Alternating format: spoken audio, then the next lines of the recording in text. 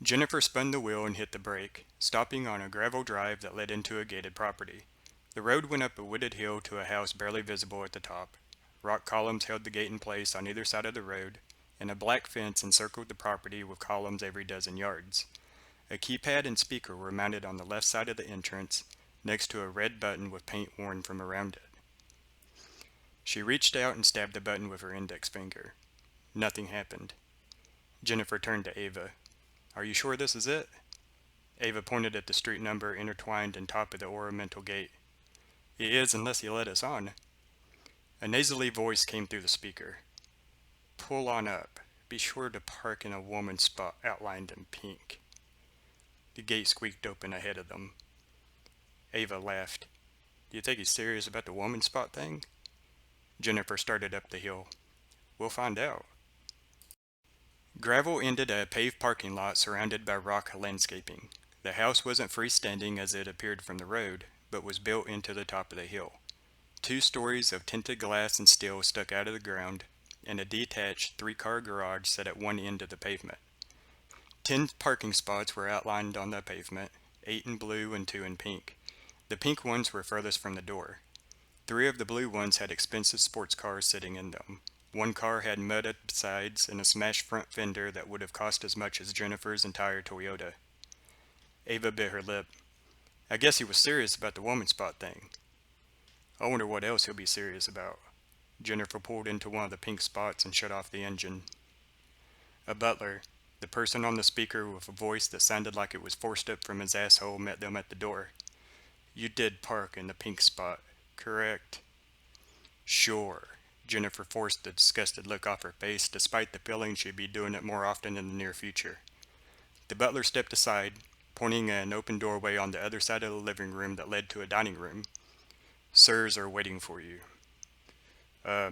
Thanks." Ava started across the floor and was stopped by the butler clearing his throat. She looked at him. "Women are to leave their shoes at the entrance." Jennifer glared at him and kicked her shoes off to the right side of the door. Ava followed suit and they walked into the living room. Expensive tiles made the floor bone-chilling under their feet despite fine oriental rugs that had been placed in strategic locations. Overstuffed leather furniture was complemented by glass and steel tables. An ultra-thin TV covered one wall with an array of game systems and stereo equipment on stands underneath. Everything looked as if it had been recently cleaned. They stepped through the dining room door into a completely different world. The floor and all the furniture were wood with matching trim. A long rectangular table set with fine silver and porcelain diningware filled the room. A handful of occupants sat towards one end. Tim turned from 2 men in suits showing him something on a phone. "I hope you didn't have any problems finding the place." Ava shrugged. "I just have problems believing the place." "And anything about it," Jennifer added. An overweight man with greasy hair looked up from a fork he was spinning on the table. 2 empty beer bottles sat in front of him, and food hadn't yet been served. "Who are the chicks?" he burped. "This is Ava and Jennifer." Tim pointed at them in turn, then to the overweight man and to the more robust of the 2 men in suits. "And this is my brother Wesley and my dad Tony. The other guy works for my dad." Realization spread over Wesley's face as he looked at Jennifer. "Oh, you're the girl that wants to date me because my dad is famous." Tony laughed. "Ignore the bastard. He doesn't know shit." He paused to smooth down an out-of-place hair. "I'm not famous. I'm a new god of men. I will be known as the man that reminded men they're men." He smiled so wide his eyes almost disappeared. "I created the Walk Like a Man YouTube channel and blog that is the empire I have today." He thrust the phone in his hand in their direction too fast for them to see what was on the screen. The newest episode, 10 Ways to Gaslight Without Her Knowing It, has hit 10 million views in a week. Ava felt her mouth drop open. "That's, great." The phone in Tony's hand beeped, and he looked at the message that had come up. "I'll be right back." Another death threat to clear up. He waved one hand dismissively and rolled his eyes. "Oh, I bet." Jennifer narrowed her eyes. Tony and the other suited man went into an adjoining room. Tim waited until they were out of sight before he spoke. "Ignore my dad. He's just old school." Ava snorted. "He's old something." "He's always in and out, so you won't have to put up with him long." Tim motioned to the table. "Mom will have food out in a minute." Ava and Jennifer sat on opposite ends of the table next to Tim and Wesley as a swinging door opened from what had to be the kitchen. A skinny woman with an apron on entered and set steaming dishes of food down on a tray she carried. She silently left and returned with another tray. "Enjoy," she said while she walked away for the second time. "I'll have hot water ready for those dishes." The door was still swinging when Wesley began shoveling corn, potatoes, steak, and rolls onto his plate until stuff ran off the sides. "Beer!" "Right away, dear," came the response from the kitchen. Wesley laughed in glee and rubbed his greasy hands together until the woman returned with a beer and just as quickly disappeared.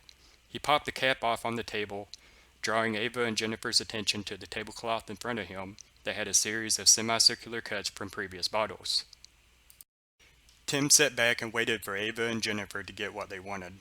Then he leaned in and picked while whispering, "Mom will keep bringing out piles if you keep eating."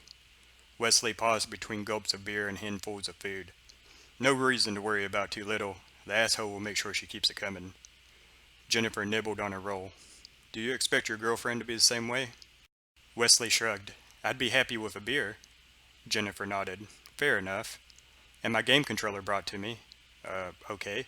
"And corn chips and salsa." "Right." "My back rubbed." "You don't do anything." "My feet rubbed." Jennifer glared at him. "My bath drawn to a perfect 105 degrees." Jennifer continued to glare. "At least a six-pack a night." Jennifer tapped the table. "And my game controller plugged in every night once I'm done, and all the games I've played back in their cases."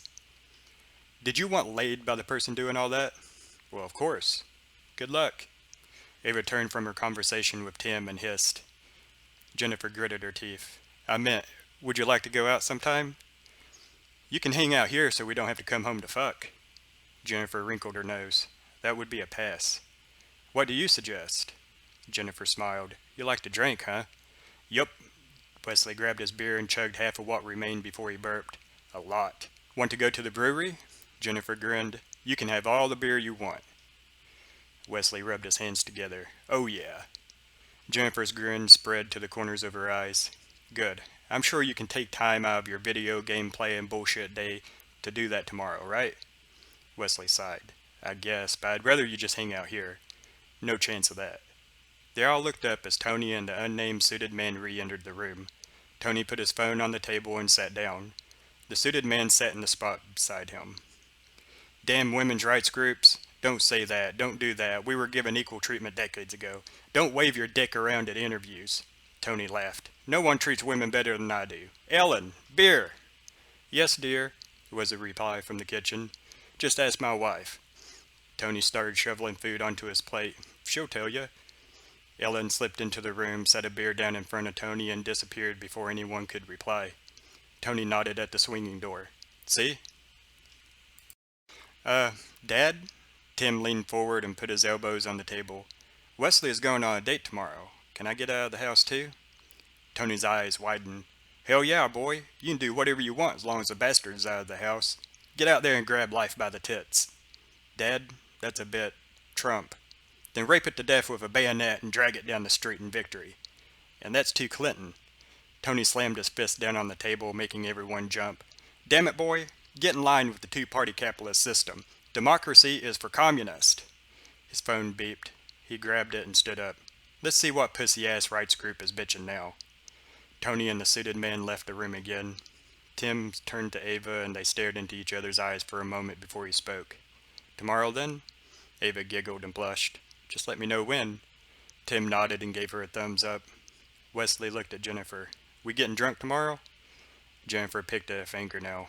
"Well, I don't." Ava kicked her leg under the table. "Sure." Jennifer sneered at Wesley. "Or at least you are." Tony and the suited man re-entered and sat down. "Well, the lawsuit over me jerking off in front of the maid's finally settled." Tony took a drink of beer. "It'll be cheaper to hire a hooker for it next time." Everyone, including the unnamed suited man, looked at their plates and started eating without another word.